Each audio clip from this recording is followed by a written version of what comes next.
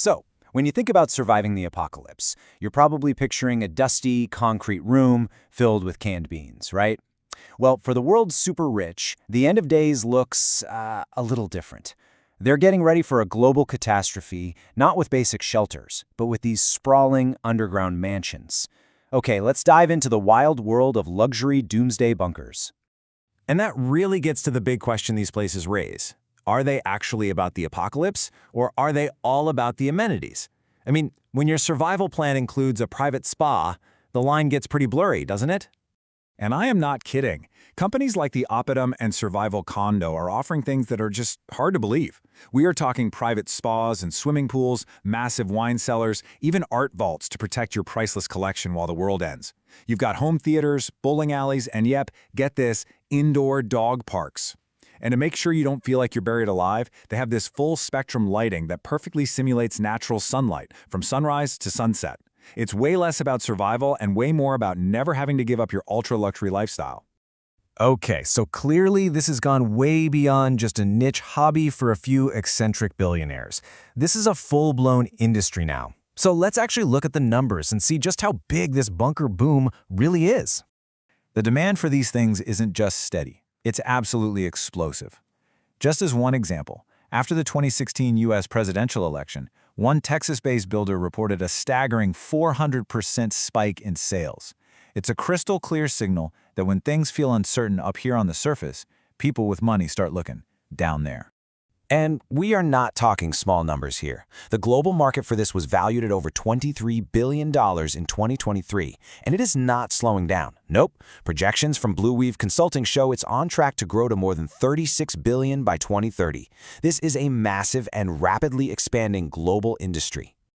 So, who is buying these multi-million-dollar shelters? Well, the client list is pretty much exactly who you'd guess. Tech billionaires, hedge fund managers, the global elite. One company, Opidum, doesn't even try to hide it. They literally state their clients are the most powerful individuals in the world. And if you want a really concrete example, you don't have to look any further than Meta's Mark Zuckerberg. His secretive compound on the Hawaiian island of Kauai is estimated to cost over $300 million. And hidden on the property? A 5,000-square-foot underground shelter reportedly complete with a blast-resistant door and its very own escape hatch, the whole shebang. Okay, so this brings us to the real core question. What in the world are they so afraid of? What kind of catastrophe drives someone to spend hundreds of millions of dollars just to live underground? Well, they have a name for it, the event. As the author Douglas Rushkoff found out when he met with a group of hedge fund managers, the event is their little catch-all term for the end of the world as we know it. It could be anything, really. Environmental collapse, a nuclear explosion, widespread social unrest, some unstoppable virus, or maybe a massive cyber attack that just shuts down the entire grid. But here's where it gets really telling. Their fears go way beyond just survival. Rushkoff was asked this one question by a CEO that is just chilling. He asked, "How do I maintain authority over my security force after the event?" And there it is. Their anxiety isn't just about outlasting the catastrophe, it's about maintaining their power and control in whatever world comes next. And there's a very specific, very modern fear that's driving some of this, the rise of artificial intelligence. Insiders are worried about a coming social backlash. They see a specific scenario playing out. Right now, there's growing public anger over AI. Then, maybe around 2026 or 2027, mass job losses become a reality because the AI gets good enough. And after that, the potential for serious social fracture and unrest. So they're not just building bunkers for some sci-fi robot takeover, they're building them for a very human backlash against the people who built the AI. So what does all of this really mean? This trend isn't just about fear. When you look closer, it's a powerful symbol of a world that is increasingly pulling apart at the seams. Which kind of makes you wonder, right? Is this just an extreme form of personal preparedness? Like stocking up on water bottles, but on a billionaire's budget? Or are these bunkers a literal, concrete sign of a much, much deeper social divide? Former U.S. Secretary of Labor Robert Reich had a brilliant term for this phenomenon. He called it the secession of the successful. It describes the way top earners have been steadily withdrawing from public life, from public schools, public parks, shared civic spaces, and creating their own private, insulated world.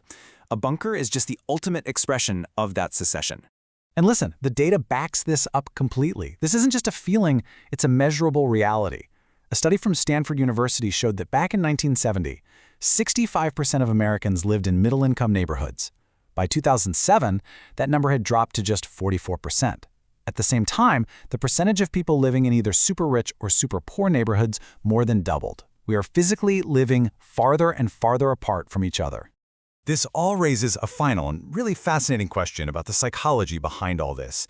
Is this preparation based on some unique insight into the future, some secret they know? Or is it just a byproduct of extreme privilege? Well, there are two ways to look at this. The first is the popular assumption that they must know something we don't, that their wealth gives them access to secret information or some superior foresight. But the other perspective from psychologists is that their perception of risk might actually be distorted by their extreme comfort. I mean, think about it. When your daily life is entirely insulated from chaos and you're used to being in complete control, the idea of an uncontrollable, catastrophic event isn't just a threat, it's a source of profound anxiety. And this leads to a really powerful conclusion. The writer Michael Cohen puts it perfectly. A bunker is more than just a survival strategy. It's a psychological comfort object. In this view, its main function isn't actually to save you from a nuclear blast or a pandemic. Its main function is to soothe that deep, nagging anxiety that comes from having everything, insulating yourself from the rest of the world, and then imagining that very world turning against you. It's a physical solution to a psychological problem. And that just leaves us with one final thought to chew on. As the ultra-wealthy build these elaborate escape pods, are they really preparing for the end of the world? Or are they just trying to build a fortress to escape the consequences of the one they had a hand in creating? It's a question worth thinking about.